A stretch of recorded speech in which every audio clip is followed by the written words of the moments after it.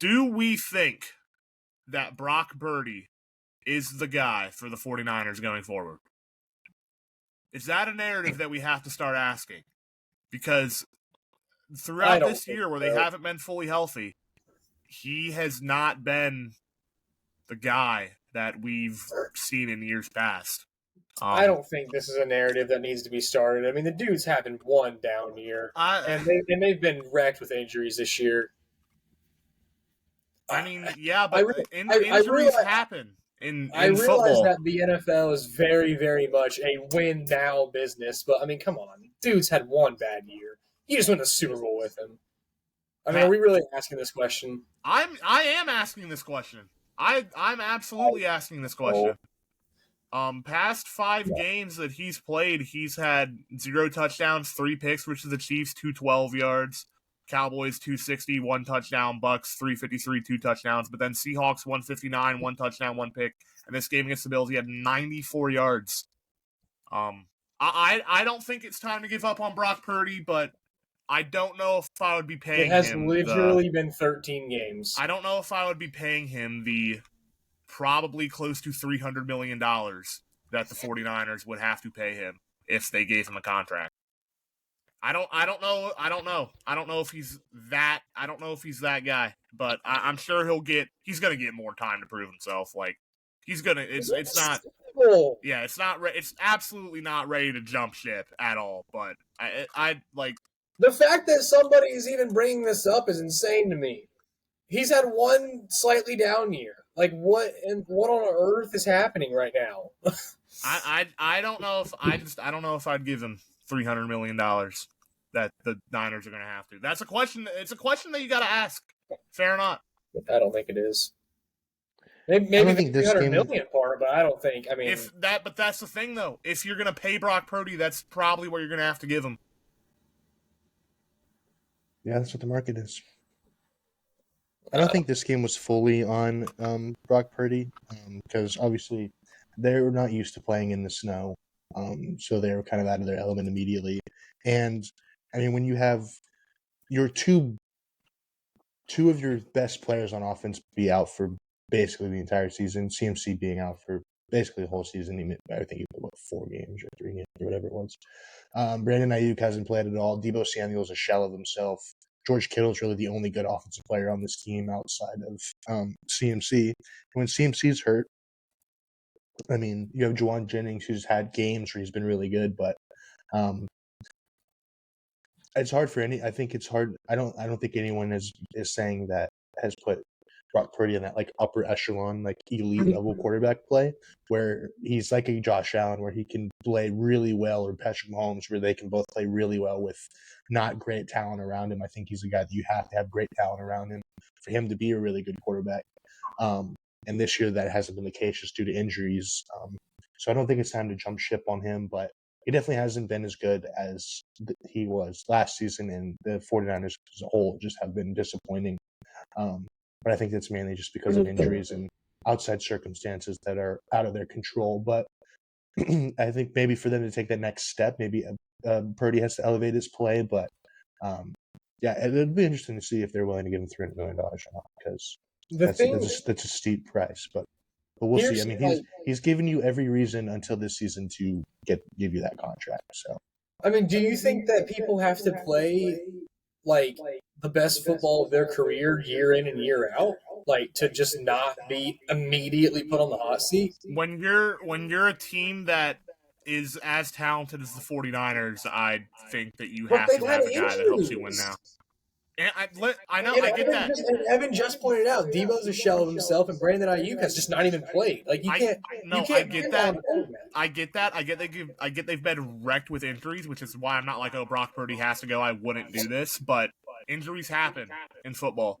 They do, and when they happen, the narrative that they are not used to playing in the cold. The Bills are also playing in the same cold. Like you can't have that.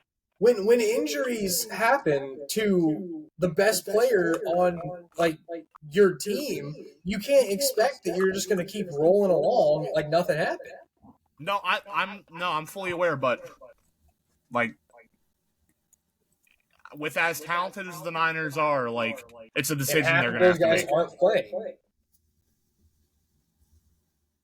I mean, this team in the current state that we're seeing is not the team that we saw last year due to injuries and people just not playing. Like, I mean, you can't pin this on the quarterback. You can't jump ship on a quarterback or a coach after one bad year. I mean, like, I realize the NFL is like the most win now business that I've ever seen in my life, but like, that is a little absurd, though. I mean, we're playing football. Like, not everything's going to go your way, and not everybody's going to play to the best of their ability, game in and game out, year in and year out. Down years are going to happen to players, to coaches, to teams. Injuries are going to happen, and that significantly changes the outlook of a team. I'm not saying Brock Purdy is at the level of Josh Allen and that he deserves $500 million because he's not at that level, and I don't think he ever has been. But he is still, I think, the guy for this team moving forward. But the thing that I'm saying is, if you think he is that guy moving forward, you're going to have to pay him Joe Burrow, Josh Allen, Patrick Mahomes, Lamar Jackson type money. And we've seen with a guy like Trevor Lawrence, who is like, he's not one of those guys. Well, I mean, what are you going to do? Just jump ship on him and hope that you find someone else that you can pay that money to? When you have a guy that can win you a Super Bowl as he is? I'm just saying it's something that they're going to have to consider. Because if they give Brock Purdy that kind of money and it doesn't work out, then they're screwed. Which, I mean, that's for every team. That's the gamble you take on any player. I mean, the Bengals paid Joe Burrow $500 million, and he immediately got injured and just didn't play the next year. The thing I'm saying is, Brock Purdy is a solid quarterback. Okay, you can't put up the kind of numbers that he put up in the NFL last year without being at least decent at the NFL level. But yeah, is it like $300 million? That is your future.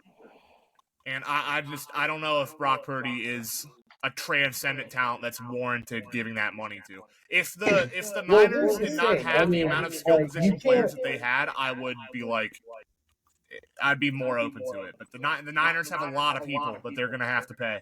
Well, I'm just saying, not every quarterback in the NFL is a Burrow, Allen level talent that deserves that much money. I mean, just because you're a quarterback doesn't mean you automatically get $500 million. These quarterbacks can have different salaries. So I don't think they're going to have to pay him $300 million. They're absolutely going to have to pay him close to that if they give him a contract. I mean, I think majority of the guys that like quarterbacks that are listed in like the top 10 of like money probably don't deserve that. And that's my point. If the Niners don't give it to Brock Purdy, another team probably is going to. Like I think Purdy. I'm not getting rid of Purdy, but I do think it's interesting for teams going forward to see if they're still going to be dishing out that kind of money to quarterbacks. Because I mean, I don't think just because you're a quarterback, you immediately get $500 million. Like, I think you have to actually be good. Yeah, but here, so I mean, if I'm going to pay someone $500 million, they better be a Mahomes Burrow level player. Well, Purdy's not that level. NFL I'll pay him $200 million, maybe $250. I don't know, but I don't know. I mean, you saw the Giants give Daniel Jones that massive contract after one playoff. Well, that's because they're morons. Trevor Lawrence is currently the fourth highest paid player in the league, and he's done absolutely nothing. Dak Prescott, that contract looks bad. Tua, we don't know about him. He's like number 6. And then you have Deshaun Watson, who's getting paid $230 million. He's barely played. It's like if you have those guys that are getting that kind of money, you have to pay Brock Purdy minimum $250 million if you give him a new deal. So it is if you're a quarterback, if you're like a decent quarterback, you're getting. Okay, well here's the thing. How are you going to get a quarterback better than Brock Purdy for cheaper? Draft a new one. Unless you just draft one. That case, they aren't going to have a high enough pick to do that, number one. And number two, I don't know, man. If they don't make the playoffs, they'll have a top 15 pick. Do you really think that I'm not saying that there is a single quarterback in this draft class that is worth taking that gamble on. But I am saying that, it's definitely not, an unfeasible, route that they go. I don't think they should do that at all because there's a lot of stuff that's happened that's outside of his control this year. But he has not done any favors to warrant the criticism that he's going to be receiving, fair or unfair. I mean, one guy can only do so much here. I mean,